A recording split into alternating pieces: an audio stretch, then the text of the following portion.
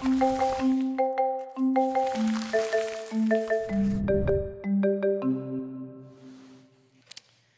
morning. Good morning. So, a couple of things before we start. First, I don't know if you've noticed, but I'm very pregnant. And part of being pregnant is pregnancy brain. Yes, I've learned that this is a real thing, which means I have tried to memorize this. I've tried so hard. It did not work this week. So I will read it.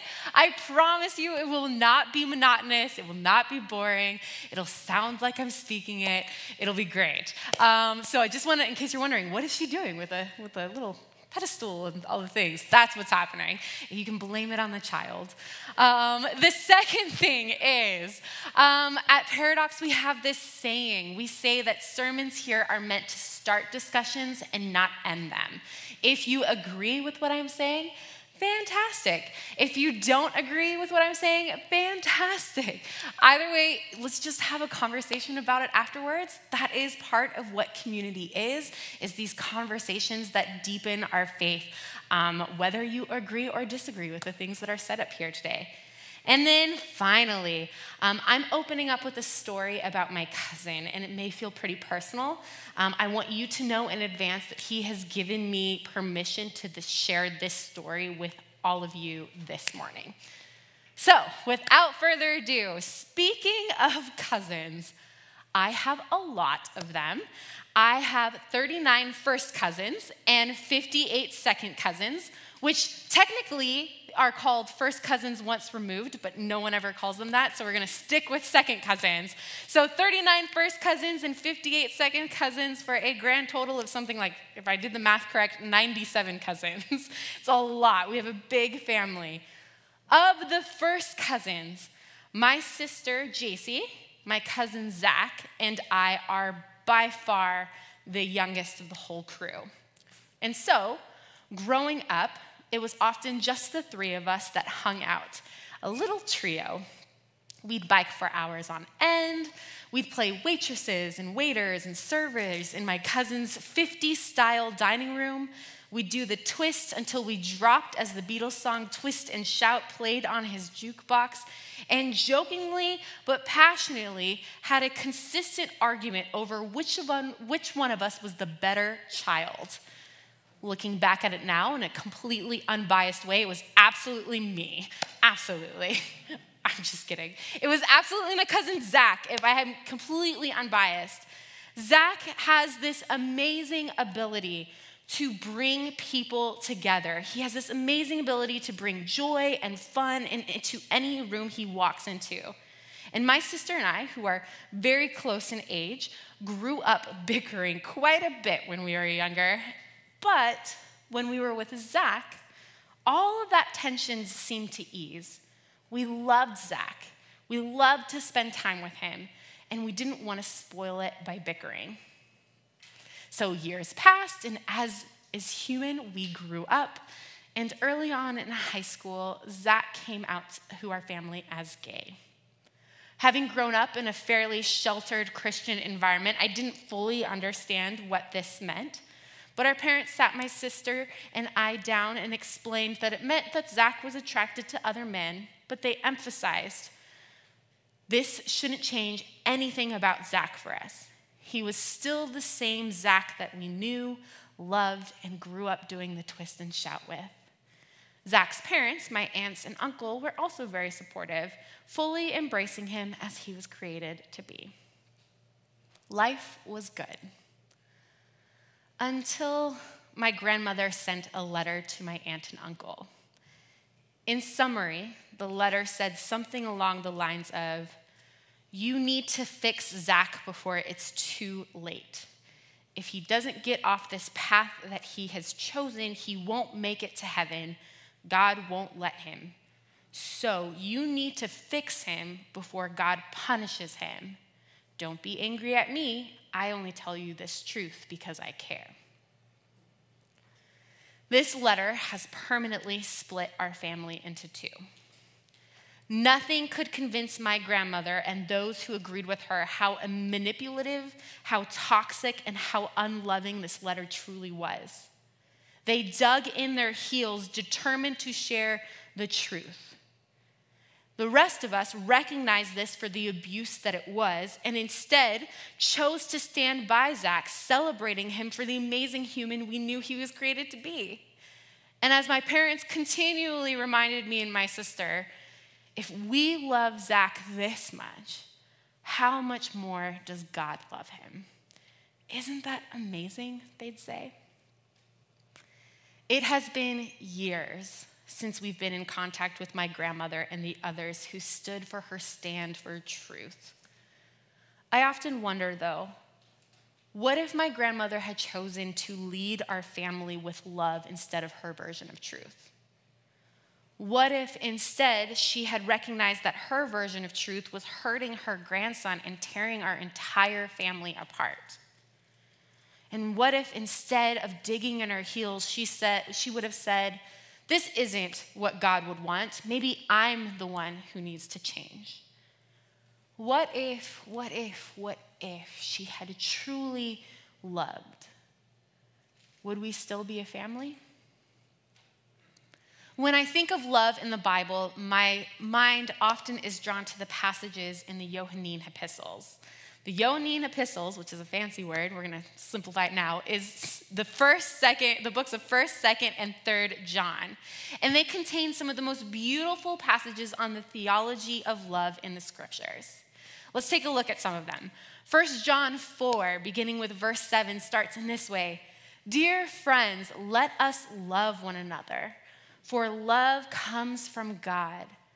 Everyone who loves has been born of God and knows God.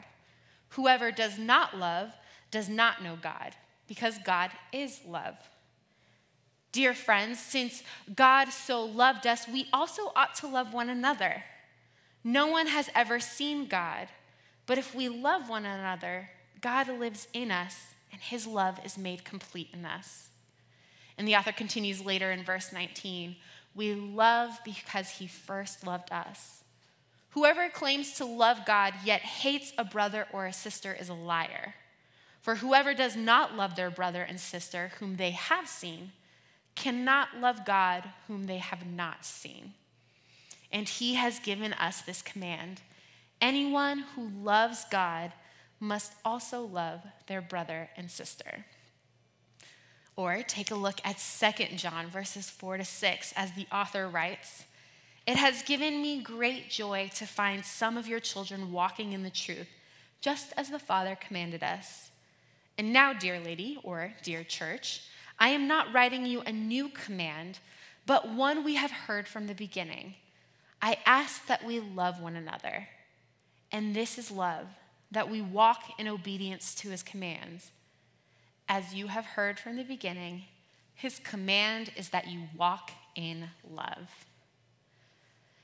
And I adore these passages. They stunningly declare that love is the truth, that love above all else is what matters. They declare so simply yet so poignantly that God is love. It's profound, it's humbling, it's beautiful. St. Augustine writes about these Johannine epistles that John speaks at length and almost the whole time about love. Except it's not true. I wish so badly that Augustine was right, but he's not. So to better understand this, let's take a look at the history of these 3 epistles. Tradition states that 1st, 2nd, and 3rd John are written by the disciple John. But today, that is almost universally believed to be false. Some scholars believe that 1st, 2nd, and 3rd John were written by the disciple of the disciple John, confusingly named John, the elder. Other scholars simply believe we have absolutely no idea who wrote these passages. What we do know is that the author of 1st, 2nd, and 3rd John was a church leader for a community of sister churches in what is now modern-day Turkey. And at the time of these writings, this community of sister churches was experiencing a great schism and split the community into 2. The first group fell in the author's camp. They believed similarly to the way that many Christians believe today. Jesus was God come to the earth in the flesh. and there is one true God from which all life and matter finds their existence. The second community is what we now term Gnostic Christians. The core belief of the Gnostic Christians is that matter, all matter, is evil. This belief had some interesting impact on their theology. For example, if God was truly good, God couldn't have created the material world because the material world is evil. So how could a good God make evil? Instead, they believed that the world was created by a lower God. Actually, the God of the Old Testament, the God of justice and violence, they said. The higher God, the good God, came to redeem humanity from this world, this material world. And this is the God of the New Testament, the God of love and mercy, they said. This was the true God. Another example of the way that their belief that all matter was evil had an impact was the ways that they understood Jesus. And there was even some differences amongst the Gnostic Christians. Some believed that Jesus Christ was, as a human, was an illusion. This meant that Jesus didn't actually eat. Jesus didn't blink. And my personal favorite, when Jesus walked, he didn't leave footprints behind. Others believed that Jesus was fully human, but God spoke through the human Jesus, and that partnership created Christ. So clearly the differences between the Gnostic Christians and the beliefs of the author's camp were pretty extreme. And as a result, these two groups split. And in response to this split, the author wrote 3 epistles. 1 John is a statement of beliefs for the community of sister churches that speak directly against the beliefs of the Gnostic Christians. 2 John is a letter to a sister church advising them how to interact with the Gnostic Christians who have left their community. And 3 John is a letter to a man named Gaius who has allied himself with the author. And in this letter, the author is complaining about a man named Diotrephes who has refused to ally himself with the author like Gaius has. Now, the problem with these epistles is actually best captured in 2 John, the author's letter to a sister church in which he advises them how to treat and engage Gnostic Christians. It's only 13 verses, so we might as well just read it together. So let us start. The elder, to the lady or the church, chosen by God, and to her children, whom I love in the truth, and not I only, but also all who know the truth, because of the truth which lives in us and will be with us forever. Grace, mercy, and peace from God the Father and from Jesus Christ, the Father's Son, will be with us in truth and love. It has given me great joy to find some of your children walking in the truth, just as the Father commanded us. And now, dear lady, I'm not writing you a new command, but one we have had from the beginning. I ask that we love one another. And this love, that we walk in obedience to, and this is love, that we walk in obedience to his commands. As you have heard from the beginning, his command is that you walk in love. And I love this, that we walk in obedience to God's command. And what is God's command? That we walk in love. It's this theology of love that I believe should be the foundation of practice for all Christians. I mean, isn't that exactly what Jesus said in the Gospels when asked which commandment is the greatest? In the Gospel of Mark, Jesus answered, "The first is, 'Hear, O Israel, the Lord our God, the Lord is one. You shall love the Lord your God with all your heart and with all your soul and with all your mind and with all your strength.' And the second is this, 'You shall love your neighbor as yourself.' There is no other commandment greater than these." Everything should begin here for Christians. And the author of 2 John seems to get it when he says, his command is that you walk in love. But then, unfortunately, the author continues. I say this because many deceivers who do not acknowledge Jesus Christ as coming in the flesh, in other words, the Gnostic Christians, have gone out into the world. Any such person is the deceiver and the Antichrist. Watch out that you do not lose what we have worked for, but that you may be rewarded fully. Anyone who runs ahead and does not continue in the teaching of Christ does not have God. Whoever continues in the teaching has both the Father and the Son. If anyone comes to you and does not bring this teaching, do not take them into your house or welcome them. Anyone who welcomes them shares in their wicked work. And then he concludes, I have much to write to you, but I don't want to use paper and ink. Instead, I hope to visit you and talk with you face to face so that our joy may be complete. The children of your sister who is chosen by God send their greetings. And the end. And honestly, dang. From his command is that you walk in love, to anyone who welcomes them, shares in their wicked work, is quite the extreme shift. The author basically says, it's all about love for those who agree with us. And in this letter, the author completely redefines Jesus' use of the term neighbor. Whereas Jesus uses this term neighbor to describe any human that we encounter, the author of 2 John defines neighbor as any human in my group. People outside of the group, well, they are Antichrist. Which, by the way, the only place the word Antichrist is used in the Bible is in 1 and 2 John.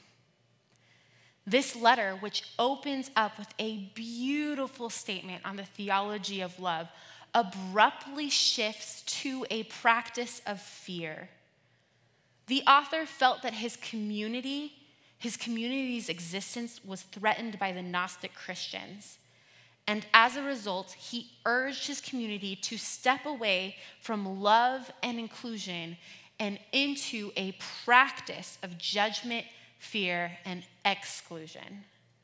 Dr. Colleen M. Conway, a professor of biblical studies and an expert in the Johannine Epistles, says, the Johannine literature, for all its beauty, is a group of writings that works hard to solidify and defend the border of the world it constructs. The author, for all his talk about love, isn't actually about love. He's about self-protection. And this is problematic. Problematic, but not unfamiliar. How many of us have been enticed by Christianity's call to love through churchy slogans and phrases like, welcome home, a place for all, love all, open hearts, open doors, a family for everyone. Only then to walk in the doors and be told, I love you, but. I love you, but the way you love is an abomination. I love you, but you committed murder when you had an abortion. I love you, but you are a heretic for not believing in hell or a literal 7-day creation or simply having any doubts whatsoever. I love you, but you are a soiled adulterer for having sex before marriage. I love you, but you trying to lead as a woman makes you a tool of a devil, a thing that has actually been said to me. I love you, but you are stoking the fires of hatred when you say the church needs to address racism. I love you, but. It feels a bit like this cartoon by the artist Naked Pastor, or David Hayward. Highly recommend that you check out his Instagram. But it's like this cartoon. we are drawn in by this gospel promise of being fully known, celebrated, and loved by God, and to experience this love in its full capacity while in community with each other. But then we get in, we settle down, we fully lean into and trust these promises of welcome home, love all, a family for everyone, and then bang. The trapdoor drops and we fall into a pit of judgment and anger and vitriol that feels like anything but love, and then it's us, not them, that are labeled as antichrist. For all the beautiful passages on love that the Johannine writings bring, I wonder if these epistles haven't actually caused more harm to Christianity than previously acknowledged. These 3 epistles validate a practice in opposition to the theology of love it professes. It legitimizes the false belief that truth is love, and consequently, it has created communities of arrogance. I'm a Bible-believing Christian. I have the truth, so you have to let me teach you because you're actually lost and you need me to save you. It has created communities driven by an us versus them mentality. We have the truth, and we have to protect it and ourselves at all costs from those antichrists who want to tear down the truth. It has created communities that actually believe that love is force-feeding their truth down the throats of others because that's how you save them. And this has contributed to horrific acts from the Christian church, such as colonization, spiritual manipulation, abuse, and intense bigotry. And in our arrogance, our us versus them mentalities, our belief that aggressively sharing truth is love, Christianity has fallen into a trap that prevents us from learning, growing, and adapting. I mean, just think about it for a moment. Once a community believes that they have the truth, no one else can teach them anything, which means anyone who disagrees with them becomes a threat.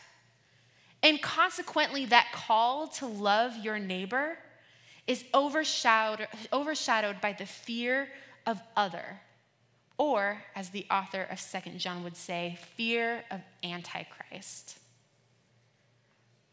But here's the thing.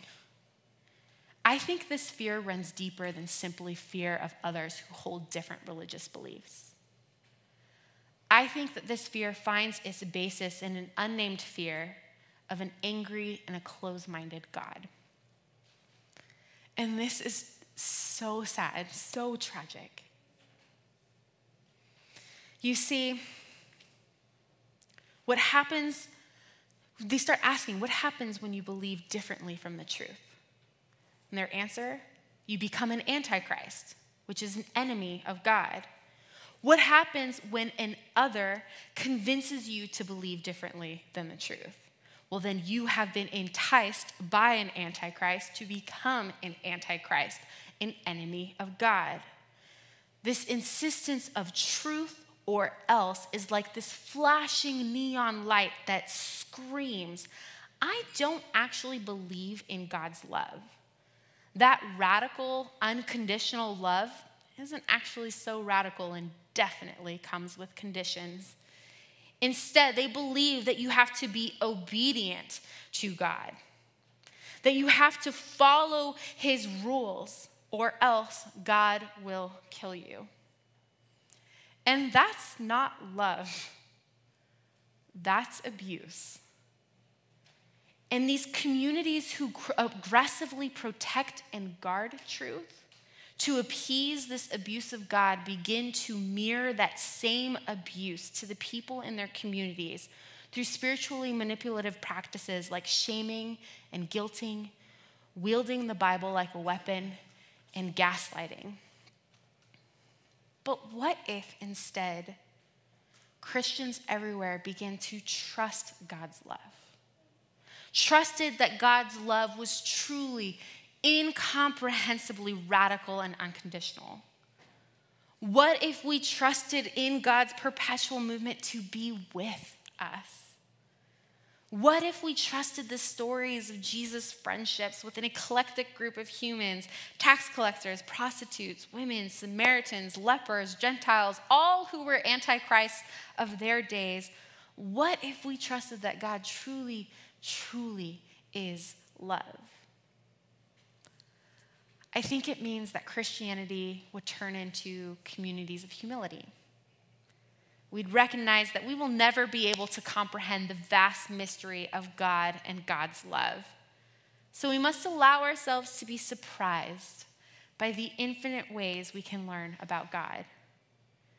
I think we'd become communities of human connection, trusting that when God said humanity is good, he meant all of humanity, which calls us to learn, listen, and to walk alongside all we encounter. I think we'd become communities that recognize that love is truth. We'd prioritize love over deeply cherished beliefs, trusting that if love is truth, any belief that causes harm to another can't be true because it isn't loving. How much richer and deeper our spiritual lives would be if we allowed the light of others to guide us closer to the divine and to each other. When I was a junior in college, I took a year and a half off to be a student missionary in a small little country called Laos, a small Buddhist country in Southeast Asia. I was tasked by the organization that hired me to reach the unreached and to save everyone I encountered who was Buddhist by telling them about Jesus. A decade later, and I look back on the purpose of this trip, and I have to admit, I cringe with embarrassment and guilt at my arrogance. Not once did I ever think, maybe it's me who needs to learn from them. I came back to the United States, continued on with my studies, did a fair amount of deconstructing my beliefs, began to work as a minister, and then I met August, a Buddhist priest of the Zen tradition and one of my colleagues at the VA hospital. August and I talked all the time. We talked all the time about spiritual beliefs and practices of Buddhism and Christianity, the differences between them, their strengths, their weaknesses, what we agreed with, what we didn't.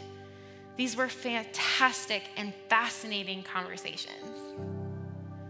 And one day, after a particularly hard day, we began talking about fears. And I mentioned that I often feel afraid.